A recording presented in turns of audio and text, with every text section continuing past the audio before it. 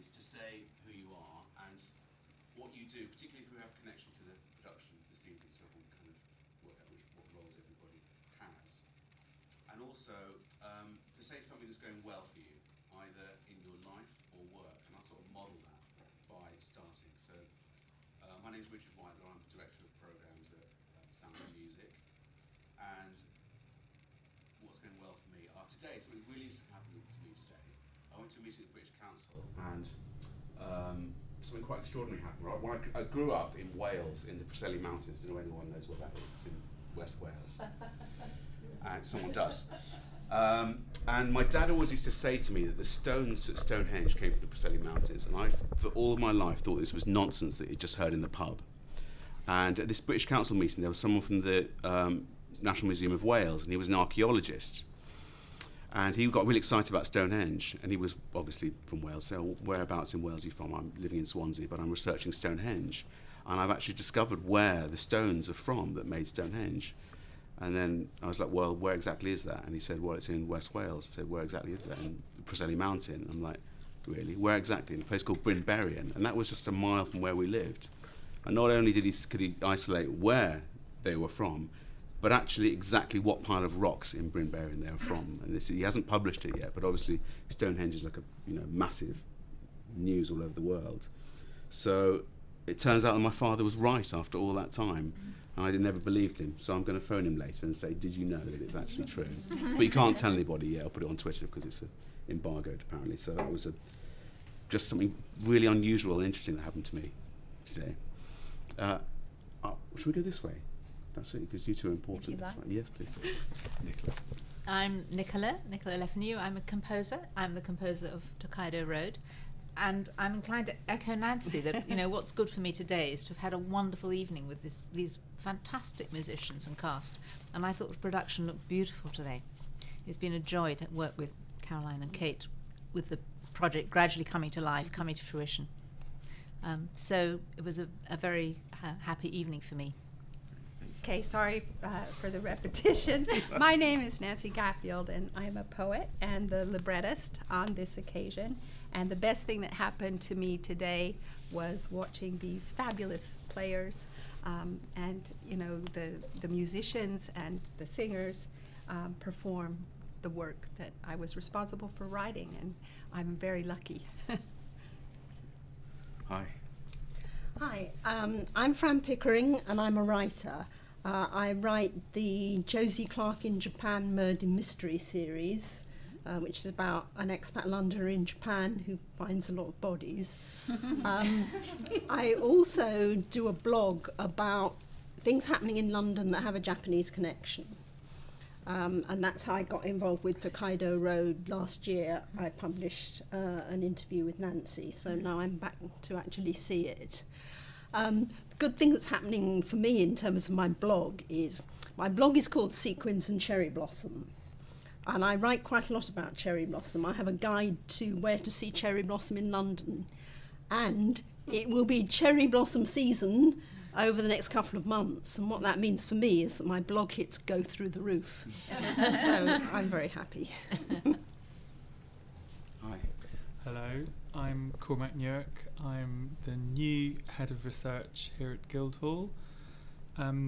Well, something good that's happening for me is this new job, which I'm very much enjoying, and in particular the fact that a few days ago I learned I got a grant.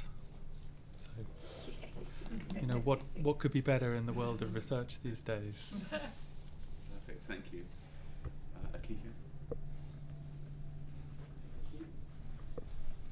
Hello, my name is Akiko Yanagisawa. I'm the only Japanese here. And in the past 10 years, I have been promoting and producing Japanese music production and promoting music traditional and also linking to contemporary to the world, but mainly in UK and Europe. So Hiroshige's Tokaido is very popular in Japan, and since we were a child, we have been looking the images all the time. But today, first time in my life, I think I saw the inner story of of the Hiroshige's painting. So that is really fantastic. I'm Helena Gaunt. I'm Vice Principal Director of Academic Affairs here at Guildhall. A huge fan of Kate's, and our connection to TokaidoRoad is that in small ways the Guildhall has supported and tried to help this come to be. And what's going well for me, the best thing that's happening for me, is Liz Lerman has just arrived to be a part of our major conference that's happening starting tomorrow. And Liz is a huge inspiration to me as the initiator of critical response. Hi, I'm Liz, and at home I'm primarily a choreographer, although critical response and other ways of interacting with people is a big part of what I do. I was simply going to mirror back to Helena. For me, the great news is arriving and getting to spend time with Helena, who actually has a lot to do with pushing me to think more deeply about aspects of the process. And the other good thing is just to arrive, in a country and then to get to see art. It's wonderful. Great way to begin being here in London. Great, thank you. Hi, I'm Caroline Clegg, and I've directed TokaidoRoad. It was a great joy to work with Nicola again. I first met Nicola 20 years ago when I directed Dawn Path at the RNCM in Manchester. And to work with Kate and Nancy, it's just been amazing. To meet a kindred spirit in Kate has just been a blessing. We kind of think the same. We can finish each other's sentences off artistically. It's brilliant. Good news today. I did a tour last year of a play called Not About Heroes, because I direct theatre as well, by Wilfried Owen Siegfried Sassoon. We took it to northern France, to the Wilfried Owen Memorial, where Wilfried Owen spent his last nights, and I had a mad idea. Said I'd like to do Britain's War Requiem there. Where else would you do it? And the Mayor of Oars said yes. And he's coming over to Manchester in a month's time to kind of seal the deal, and I'm talking to the Halley Orchestra and things like that. So I've got to raise the money, but that's a small detail. Hello, I'm Kate Romano. I played in the piece tonight, and I dreamt it up, raised the money, produced it. So today I'm really pleased for a lot of reasons. I'm pleased that we brought it here into this amazing theatre that the Guildhall School allowed us to bring it in here. I'm chuffed a bit that it's sold out. I'm relieved I managed to carry all the wine and the glasses over here without breaking them and set up the rooms. I'm relieved we got everybody in. I'm sort of relieved, I think, more than happy at the moment, but lots of good reasons. And best of all, just to be here with my friends, with this fantastic team, because we've had such a good time doing this. And, really, really good people around me. Thank you. She waits for the microphone. I'm Jane Turner, and I'm a dance-based performance maker, so I make events, and they're mostly event interdisciplinary, so I've been very pleased to see a truly interdisciplinary piece this evening. I have to say what excites me, what excites me personally at the moment is I haven't actually got an intense amount going on, which is quite a nice thing. I'm going through a bit of an idea of being calm. I'm half Welsh. I saw Pride last night. Yes, it's the best film going. So I love that notion about the seams and geology. I do a lot with science and art, and I like all those relationships. That's enough. Hi, I'm Harry Cooper, and I'm a creative project leader with Rich at Sound and Music, so Rich is my line manager. What's going well for me, I suppose, is I actually used to work for an opera company, and but I realised that I hadn't even seen an opera for well over a year, and actually I found it just really enjoyable to be back in that environment as an audience member. Brilliant. I was really so moved by being thrown into that world that I don't know at all. And I've seen the pictures, but I don't think I ever really lived in the pictures, and I was so happy to be taken on a journey. And it was quite moving at the end when the present day photographs come up. You really have this feeling of loss, and or at least of change.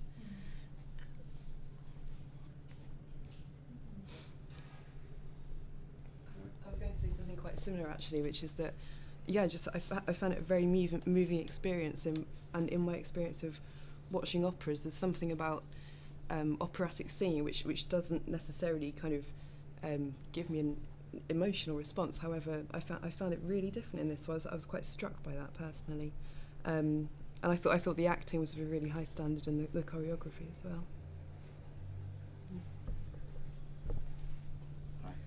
Yeah, I think I had a very similar kind of experience.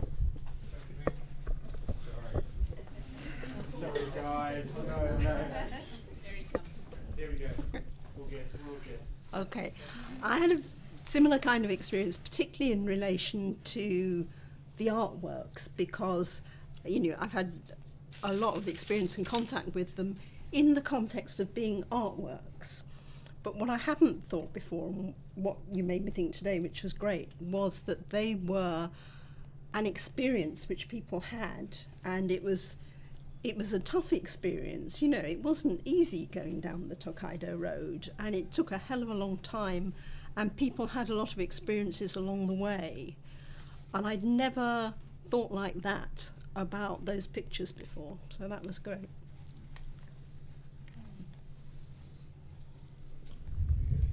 We're doing this deliberately. Just so Yeah.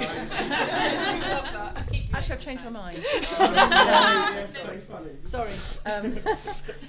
It's funny, actually, attuning to my interests, but it's the going back and forward through time, which in such an interdisciplinary piece, and which I say that because I really did wonder what's leading here. Is it the music? Is it the images? Is it the is it the performance?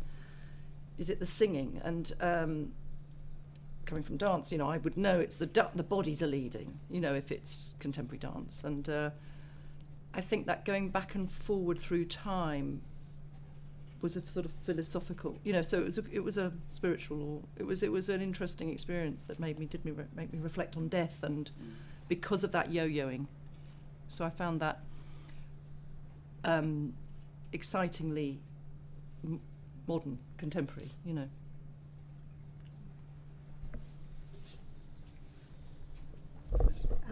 I found the sort of simple unison moments helped really organize the eye and sort of reassemble me. So if I had gone around, I like got to reassemble myself when just all three of them face the same way. Or I love that moment when the two are facing upstage on the diagonal and they're in the dark, and that simplicity of the stillness that they carry on, I think it's really wonderful. And I have something to say. Can I give you the facilitator's hat? Got it. Yeah, there you go.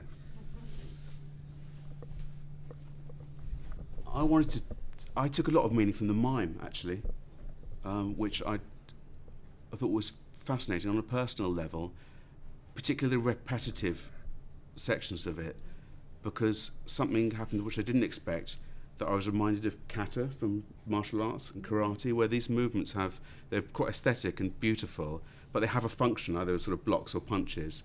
And I started to see some similarities to, the kata form is what it means, but in that repetitive section. And whether that was accident or just that there's a ritualistic movement, not accident. Well, it was. Not when you've got a physical theatre. Yeah, that was a very memorable moment for me, actually. I thought it was a really strong element of the whole work. Okay, hat, yes.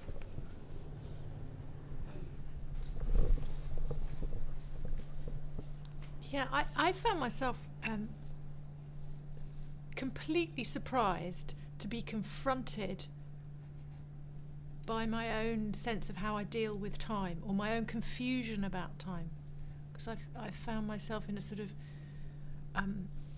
not knowing where I was, and recognizing that as something that happens to me quite often, in a moment of déjà vu, or a kind of wondering about how what's happening now connects to the past and things like that. It just in my own life, and so I was really surprised in that kind of. Maybe I was surprised in the context of an operatic art form to be confronted in that way with my own personal reaction to that.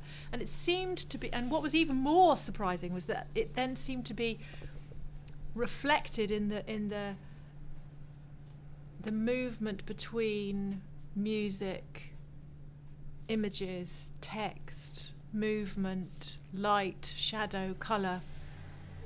I felt it was very much mirrored in that constant shifting.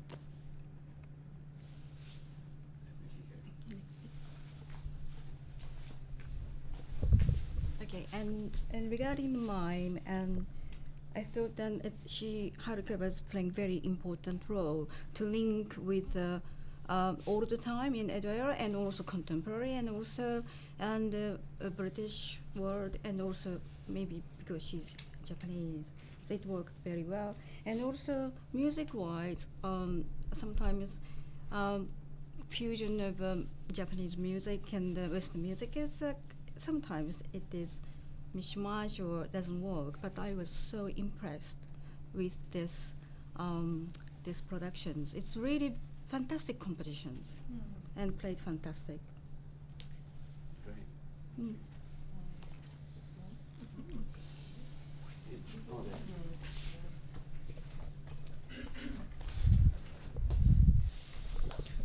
I was struck by how the piece delved into images that seemed to me to advertise a sort of set of formal conventions without my having any knowledge of what those conventions might be. So it seemed to advertise their formal nature, and this was the backstory. But I wasn't aware of, the rules governing those forms. Is there more to say here, or shall we move on to?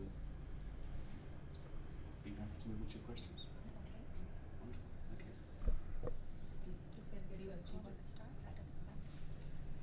Well, I had a question because this is clearly a hybrid work, and I wondered both how people felt about the hybrid. Well, in a certain sense we've heard it, but the thing is I called it music theatre, which is a term that not everybody's happy with, because these days people often call the musical, which I would call musical theatre or the musical, they call that music theatre.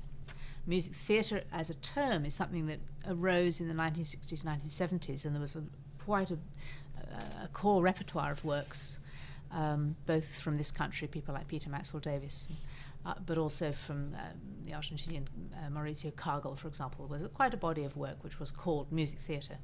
And I called this piece music theatre, and a number of people said to me, but you can't use that term anymore, nobody knows what it means. You've written a chamber opera.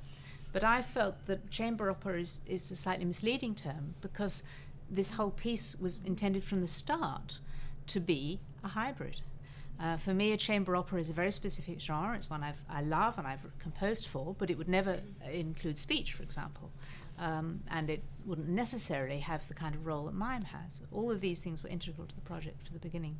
So I'm intrigued to know how people feel about, does one call this a chamber opera? Does one call it a music theatre work? Is it feasible to create a hybrid like that? We're not going to see it in the big building-based companies, unfortunately.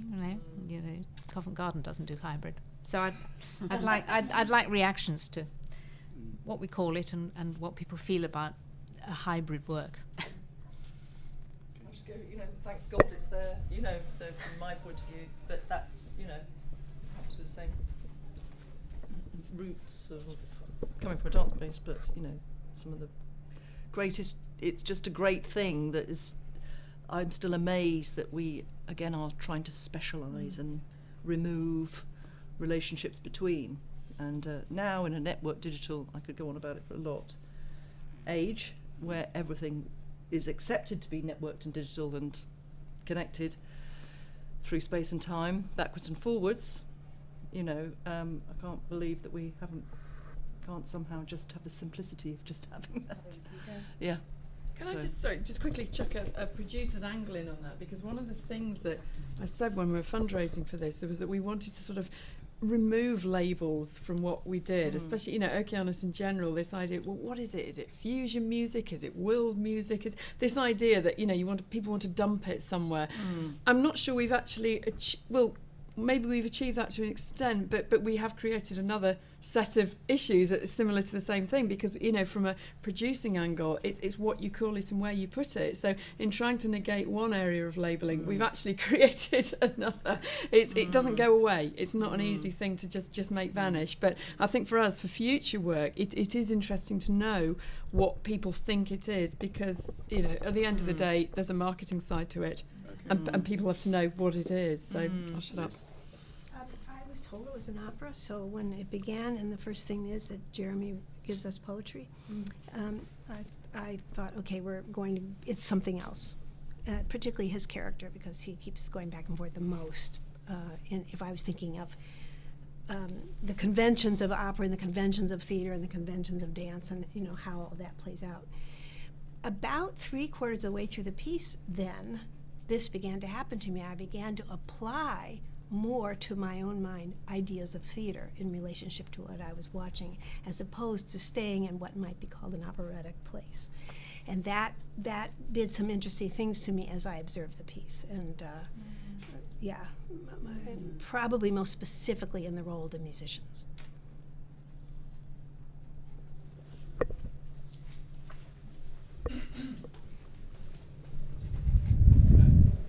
I think I'd agree.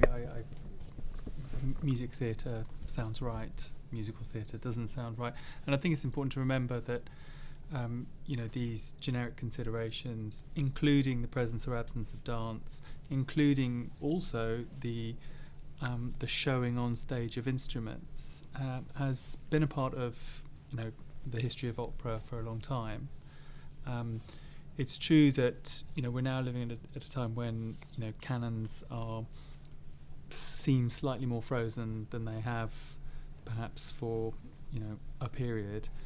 But nevertheless, you know, it's not as if we don't know that once, not too long ago, you know, institutions in fact were dedicated to particular genres, and, you know, and couldn't go outside them, and that, you know, all these other elements were constantly sought after by creative people.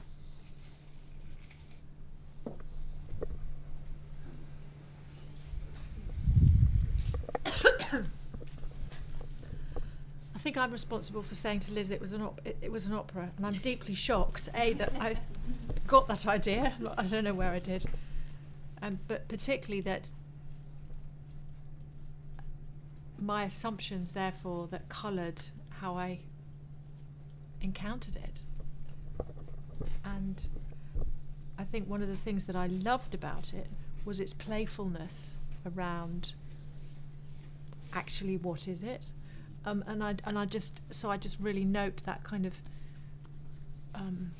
tension between the playfulness and in that playfulness, if we can receive it playfully, what option, you know, how many possibilities we have to respond, compared with, and this is my own response, it's an opera, therefore I'm expecting this and this and this, and it just really colours what the lens I see it through. I'm really shocked at myself, but it is true.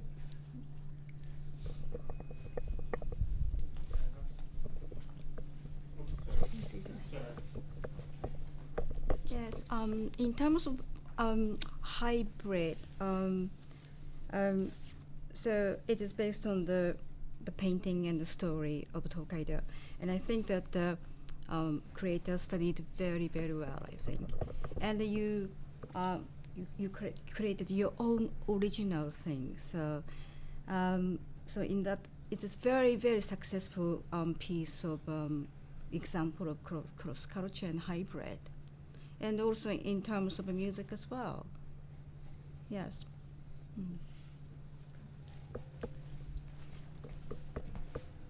I think, following up on what Jane said about labels, from a director's point of view, I direct theatre and opera, and a lot of site-specific.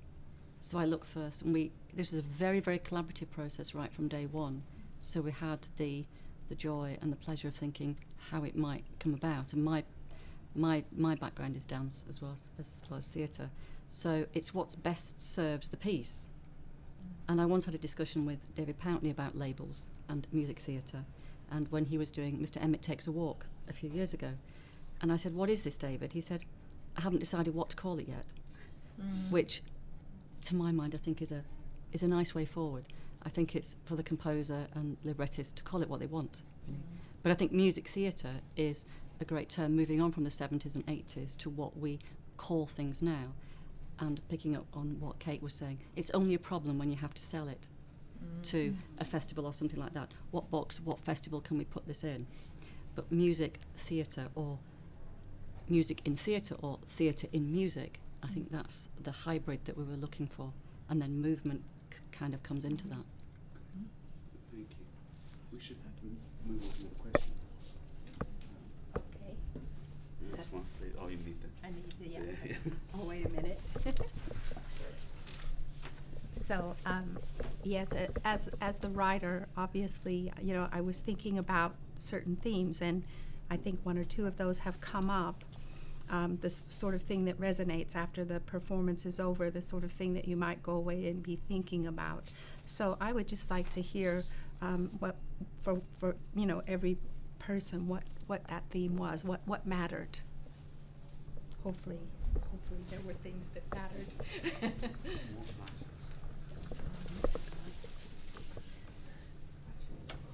I'm happy to go on here. Yeah. So you like. Journey, the sweet sourness of discordance.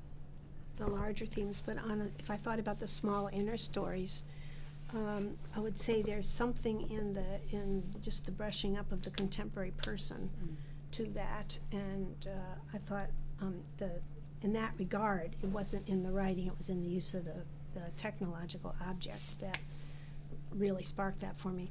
But I find myself really recalling the woman's suicide, and specifically around her disfigurement. And what does that tell us about then and now, and how that works? And I thought that was also a really strong moment with the cello and whatever was going on there. It was really powerful. It was totally unexpected. I had no idea how it was going, what was going to happen there. I was just so engaged with it. And I hadn't seen the images before either. And they're extraordinary. So those are the two things that will most vividly live in my memory, I think.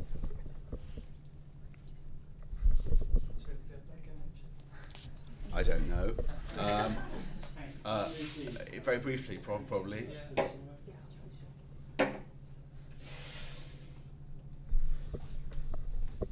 I said this earlier. No, the images, I didn't talk about them last time we recorded me.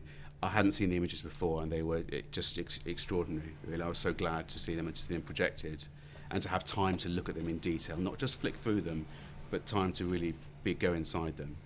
It's wonderful.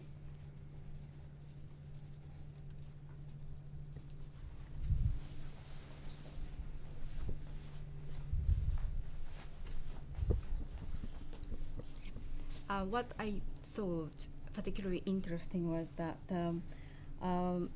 through this production we encounter with the personality of Hiroshige, the painters, and I didn't know that he loved women so much, actually.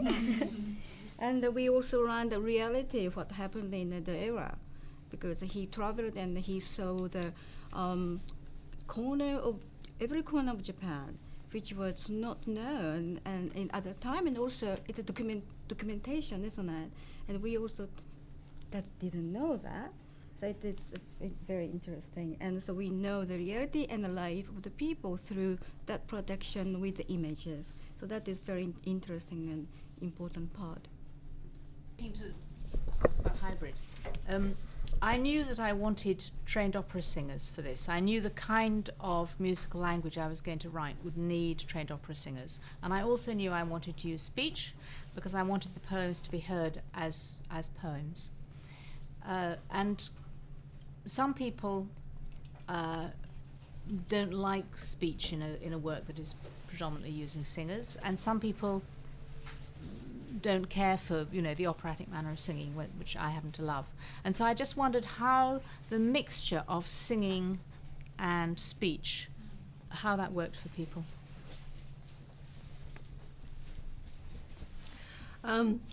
That's interesting, because when it started, and at the start they spoke rather than sang, I thought, well, when are they going to sing? When are they going to sing? You know, it's an opera. And I thought, you know, okay, you know, they kind of got into the singing, but I did have that. And I was happier later on that after they'd sung a bit, they spoke. But because it was so spoken at the start, I found that disconcerting. And, you know, this is to do with it being a hybrid work. You know, that, you know, here I am, I've come here to hear this chamber opera, and they're speaking. So that was a bit difficult as well.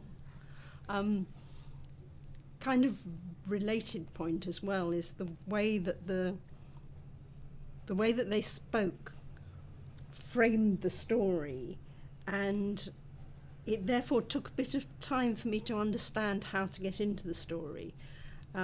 Because first of all, I wasn't sure whether I was going to go on this journey with Hiroshige, because, you know, the older Hiroshige introduced it.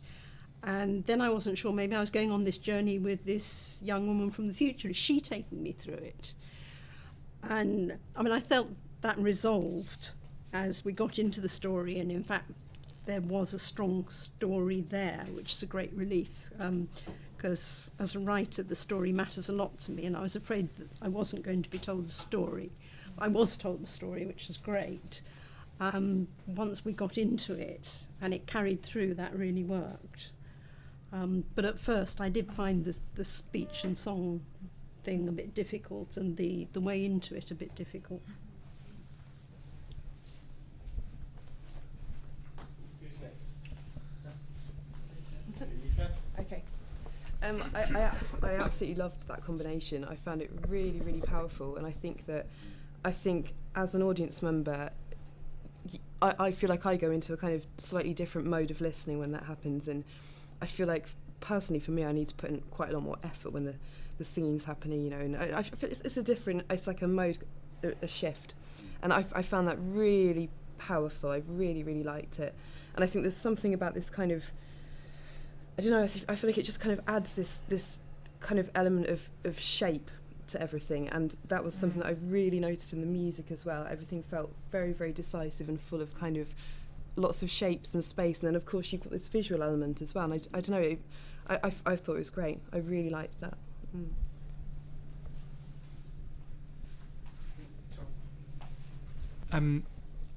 I work with 19th century opera a lot, and I'm conceptually perfectly comfortable with the idea that lots of the operas that we know best, Carmen, Faust, you know, are originally opéra comique or something like, so they had spoken dialogue. And yet, of course, because of the size of the space that they're normally done in, you know, there is some work to be done, you know, moving from it, that's if you hear the original versions, which you very, very rarely do, moving from the kind of way a spoken voice resonates and the kind of way a trained operatic voice when singing resonates. In this small space, and in particular because of the nature of the hybrid that you've come up with, there was no work to be done, it seemed to me.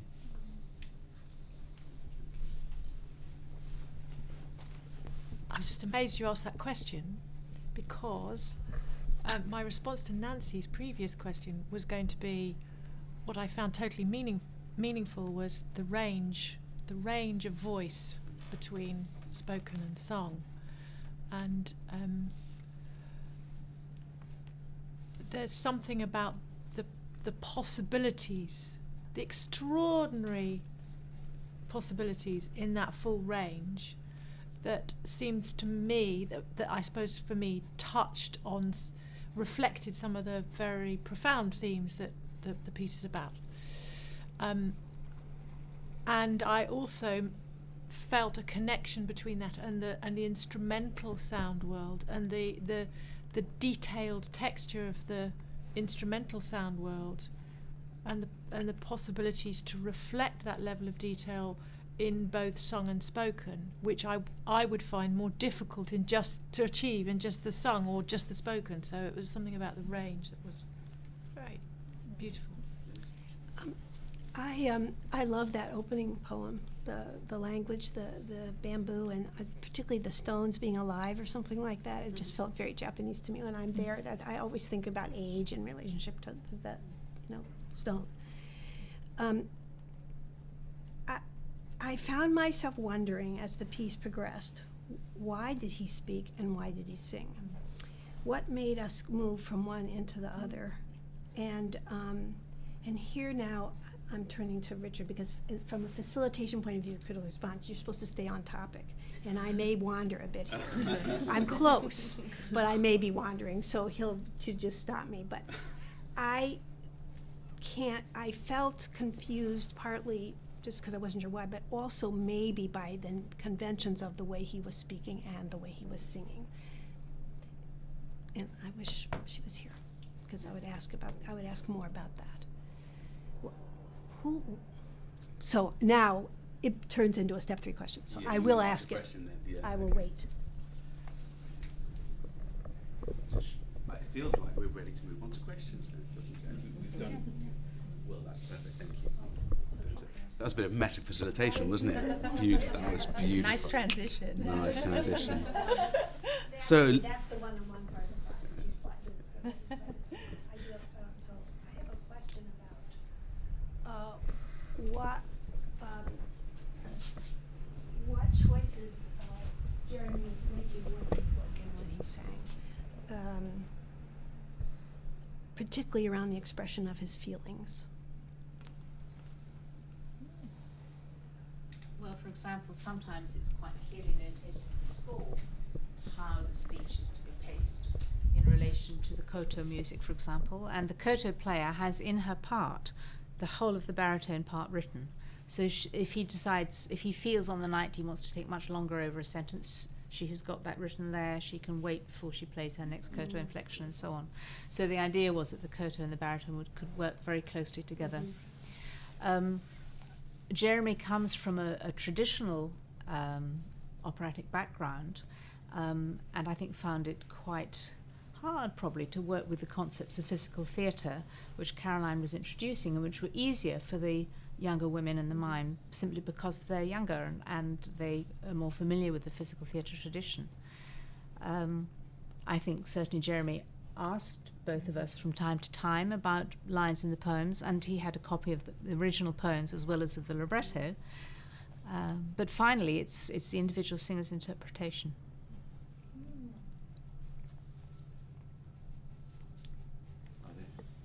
Who has a question?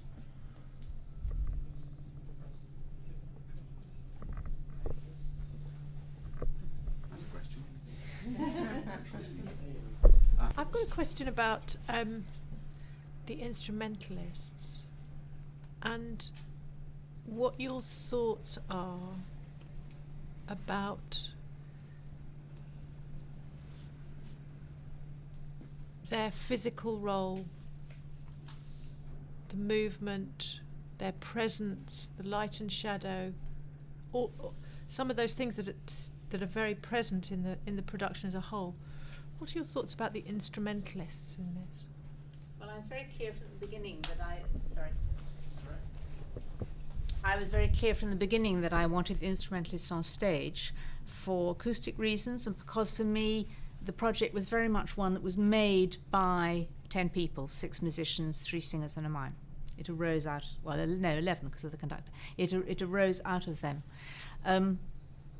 I didn't want the musicians to act because that is not their strength. And I've worked with music theatre quite a lot in the past, as well as with opera, so that I'm familiar with how you sometimes invite musicians to move or not. But that I wanted the audience to see them. I wanted the audience to see these special instruments. It helps the audience to actually listen when they can see. So that seeing a show or seeing a koto helps focus the ear. The one thing that was very important to me about the instrumental music was that the common theme in the poems and in the prints is this idea of the river, because for any traveller on the Tokaido, there were no bridges because the military governor had forbidden the building of bridges as a way of keeping the population in their place. And so it was very dangerous sometimes to cross unless you were rich enough to be carried across.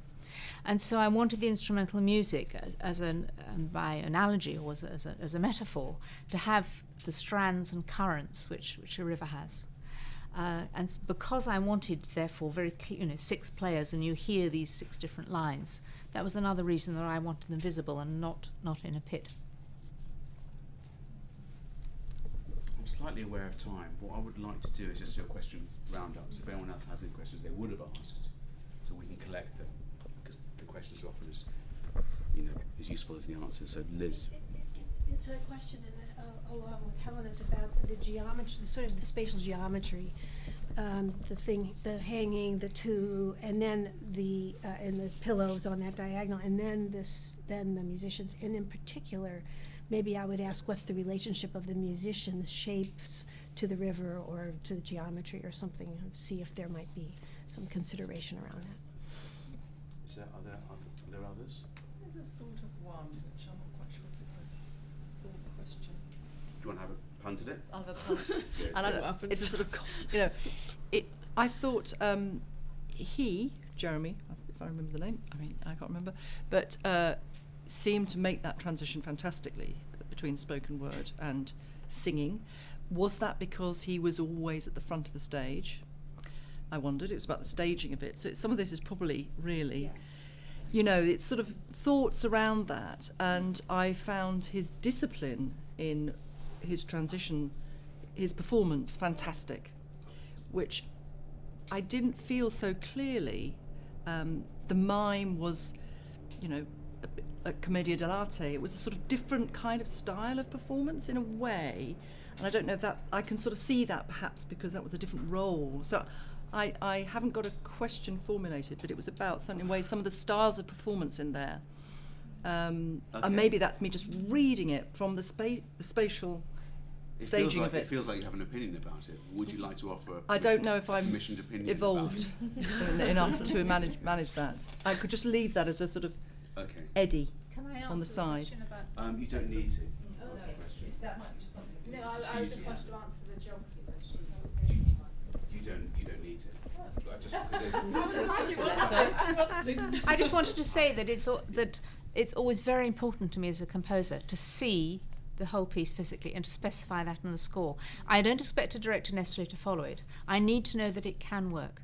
So that, for example, I always knew that Hiroshige would be downstage right with the instruments downstage left.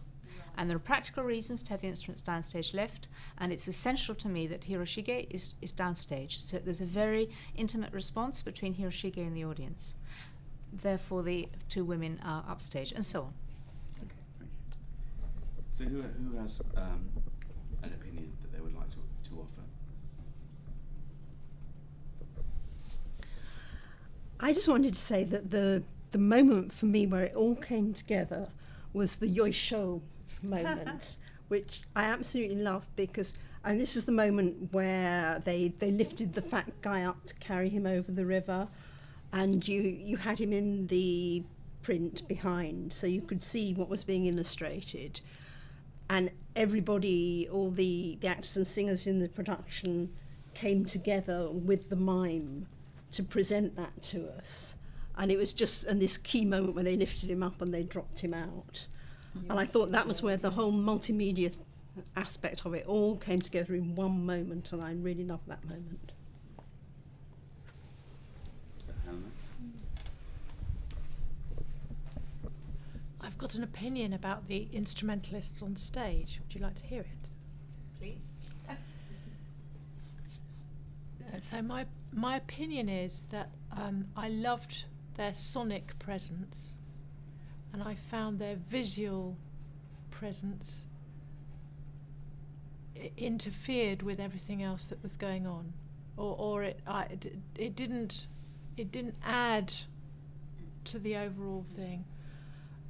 So I found myself wondering, am I to take something from the not them doing extra things, but the movement of their, because inevitably the instruments are moving.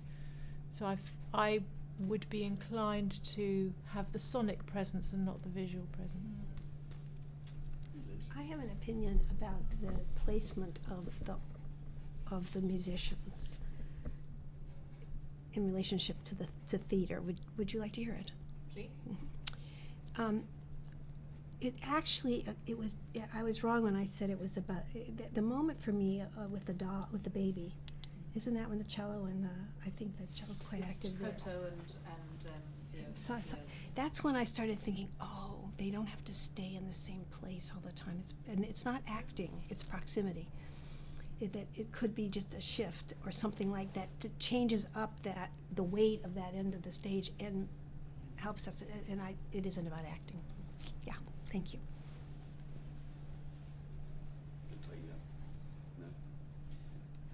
Mine isn't an opinion, but it's kind of an observation. Is that relevant here? Something I was thinking about. So, I mean, it's quite similar to what everybody else was saying, but I found myself thinking visually the elements were quite distinct, and I'd wonder if there's a way that you might, I don't know, I wondered how intentional it was, but I found that I was quite aware that they were distinct. For example, even the projection was, obviously, in terms of the scale of the stage, fairly small and that kind of thing. So, yeah, just quite aware of that. Yes, well, that's perfect. 'Cause I think it's a good point to end there. Yeah. So I really want to thank everybody for joining in the investigation today. My question to you, first of all, was that useful? Oh, yeah. Yeah, very useful. Brilliant. Well, that's really, really great. There's a simple question, just as you're on your way out. As a result of this, is there anything that you would change and do differently? I know the work is completed, but what in terms of taking your practice forward as a result of some of the things that have come from the session today that might be particularly useful? Well, it's very reassuring to know that things like the singing-speech combination has worked for people. It's very interesting to hear what people will take away, because some things perhaps are the most important to me are not necessarily the ones that's fine. It'll be a long-term kind of response, I think, rather than an immediate one for me. And for you? Well, just that it's the first libretto I've ever done, and one wonders whether one should try it again. I think people might have an opinion about that. But I am, cautiously encouraged. Thank you very much. Okay, well, thank you very much, everybody. Yeah.